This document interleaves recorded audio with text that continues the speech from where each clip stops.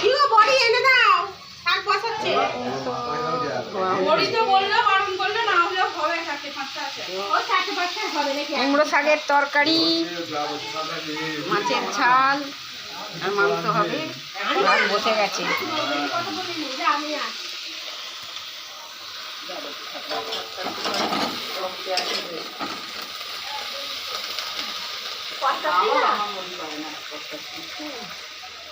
কিসের কটকাটি করি আমি? সামনে বসে দেখ। সবাই আছে, কিছু পারে না। মাংস হবে, এই যে খাবড়া দিয়ে দেবে। এই যে বোনেরা এসেছে, হাতের বাড়ি খাওয়া দাওয়া হবে। মাছের ঝাল হবে, যেটা মাছ খাবে, মাংস খাবে মাছ হবে। আর এই যে মাংস ধোয়া হচ্ছে। এই যে আমার বোন আলু কাটছে।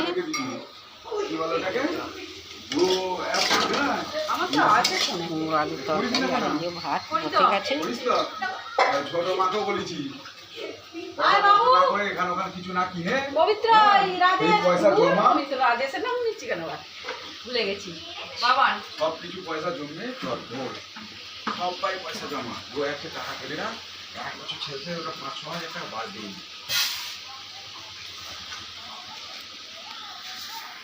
এখানে নিয়ে আমার একটা বড় ফোন আছে। ঠিক আছে।